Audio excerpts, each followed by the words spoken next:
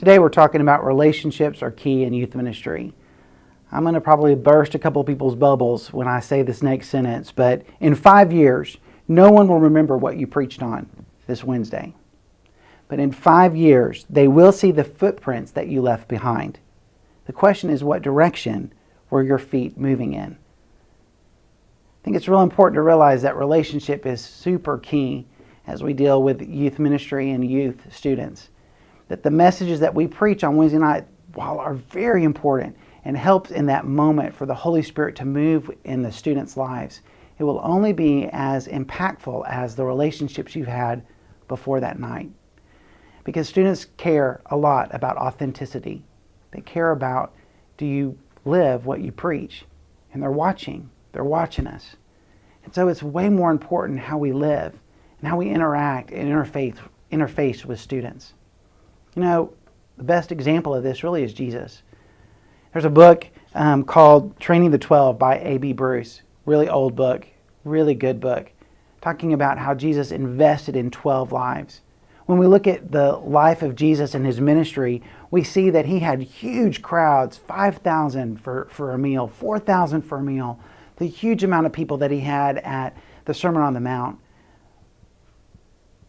But the closer that we get to the cross, and the more messages that he talks about, the sacrifice of what it is to follow Christ, those numbers begin to dwindle until at the foot of the cross, there's just a few that are left. Why'd they stay? They stayed because they had deep relationship with Jesus. And what's so amazing to me is that these 12 apostles were what God rested his whole plan on and where Christianity came today. So I think sometimes we get so wrapped up in the crowds and the numbers, and what we really need to be looking at is, are we making disciples? And not only are we making disciples, are we making disciples that also in turn make other disciples? When I started at Eastern Hills almost 8 years ago, by the time this video is out, it will be 8 years, I started doing some intentional ministry one-on-one with some people that were there. There's one guy, he just became a Christian, and we've been meeting ever since then, still meet today. In the first 6 years, I kept on telling him, who are you going to mentor? Who are you going to be discipling?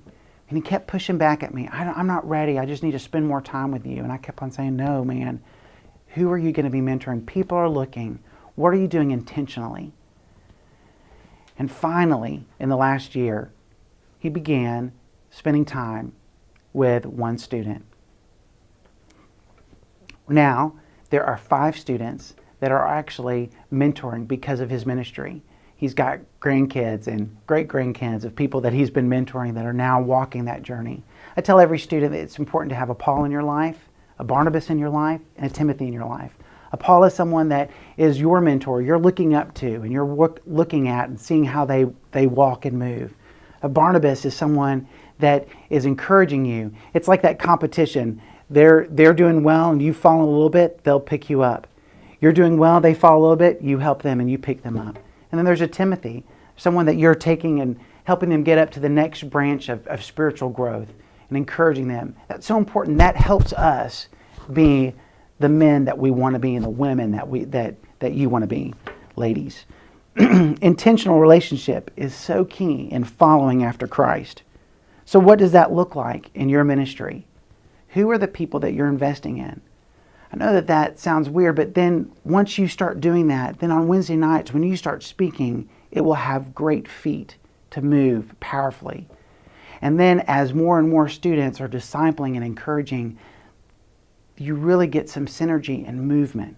It's important that you go to their games, you go outside of the church to experience life so they can see how you function, how you deal with tragedy, how you deal with joys, how you put Christ in all those things, so they can start modeling that too in their friends.